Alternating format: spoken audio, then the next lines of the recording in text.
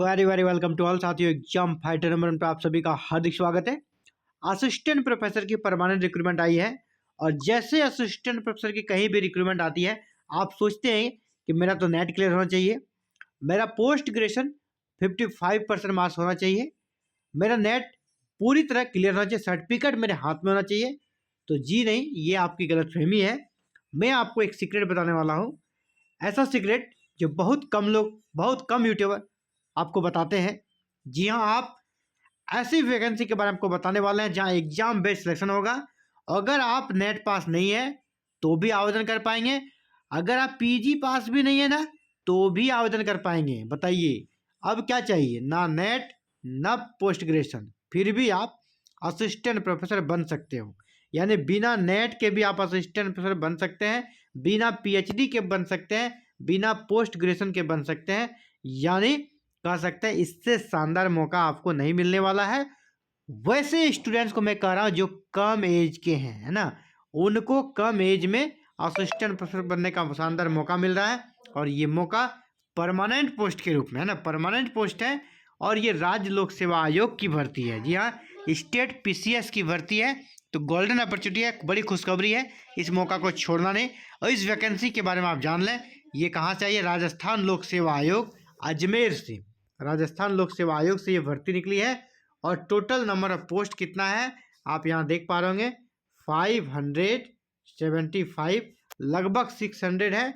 और यहाँ देख लीजिए सब्जेक्ट, यहाँ 15 सब्जेक्ट है और यहाँ पर 15, टोटल हो गया 30 टोटल 30 सब्जेक्ट्स में है। ये सब्जेक्ट का नाम है, आप देख लें आपका सब्जेक्ट है या नहीं, देख लें। और सामने सीटों की संख्या है, इसको भी देख लें कितनी सीटें हैं किस विषय में। ये सीटों की संख्या टोटल मैंने बता दिया, 575 सीट्स है। मैं जो इस मुद्दे के बारे में बात करना चाहता हूँ अब उस पर हम लोग बात करते हैं। सर इसके लिए योग्यता क्या चाहिए, एलिजिबिलिटी क्या चाहिए। तो हर जगह आप जहाँ भी देखते होंगे असिस्टेंट प्रोफेसर के परमानेंट की वैकेंसी आती है, वहाँ आपके लिए योग्यता क्या मांगी जाती है, यूजीसी नेट या जीआरएफ आपका क्लियर हो, अगर नहीं है तो फिर पीएचडी हो। ये दोनों के बिना आप कहीं भी फॉर्म नहीं फिल कर पाते हैं, किसी भी स्टेट में या सेंट्रल में फॉर्म फिल आप नहीं कर पाते हैं असिस्टेंट प्रोफेसर के। लेकिन यहाँ पर आरपीएससी राजस्थान में आपके लिए गोल्डन अपॉर्चुनिटी, बहुत ही कह सकते हैं शानदार यहाँ पर एक अवसर दिया गया है। और ये अच्छा है, ये हर एक स्टेट को भी करना चाहिए और सेंट्रल को भी करना चाहिए। यहाँ पे देखिए शैक्षणिक अर्हता संबंधी प्रावधान में क्या दिया है, उक्त पदों की अपेक्षित शैक्षणिक अर्हता के अंतिम वर्ष की परीक्षा में सम्मिलित हो चुका है या सम्मिलित हो रहा है वाला व्यक्ति भी आवेदन करने के लिए पात्र होगा। ठीक है, किंतु उसे आयोग द्वारा साक्षात्कार के पूर्व शैक्षणिक अर्हता अर्जित करने का सबूत देना होगा। यानी साफ साफ कहा जा रहा है कि जब आप एग्जाम पास कर जाएंगे और जब आप इंटरव्यू देने जाएंगे, उस समय इंटरव्यू जब देने जाएंगे उस समय आपके पास न्यूनतम जो अर्हता है असिस्टेंट प्रोफेसर के लिए वो होनी चाहिए। तो न्यूनतम अर्हता क्या है, नेट। तो उस समय आपके पास नेट होना चाहिए। उस समय न्यूनतम अर्हता क्या है, पीएचडी। तो उस समय आपके पास चाहिए दोनों में से कोई एक।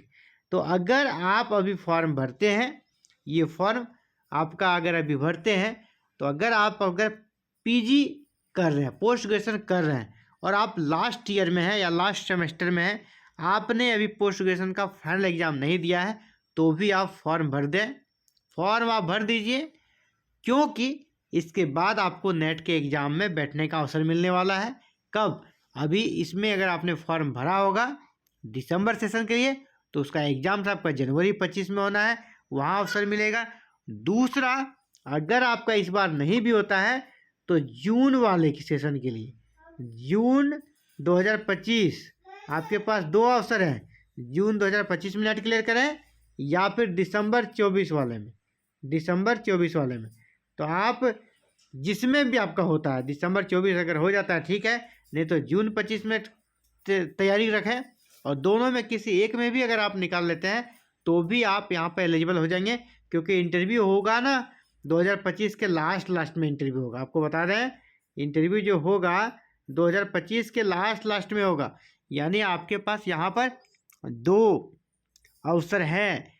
अगर आप पोस्ट ग्रेजुएशन में हैं, अभी आपका कंप्लीट नहीं भी हुआ है, तो पोस्ट ग्रेजुएशन में जो रहते हैं अपियरिंग वाले भी यूजीसी नेट का एग्ज़ाम दे सकते हैं। तो यूजीसी नेट का एग्ज़ाम आप दे सकते हैं, और यूजीसी नेट का जैसे ही आप एग्ज़ाम पास कर लेते हैं तो आप असिस्टेंट प्रोफेसर बनने के लिए न्यूनतम अर्हता प्राप्त कर लेते हैं। और ये अर्हता प्राप्त करने के लिए आपके पास अभी समय है, आपके पास अभी समय है।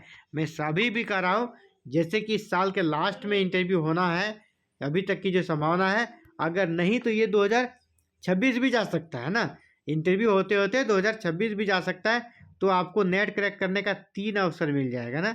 अभी आप दिसंबर को का दें, दिसंबर में आपका नहीं होगा तो जून में दें, जून में नहीं होगा तो अगला साल का फिर दिसंबर 25 में भी दें।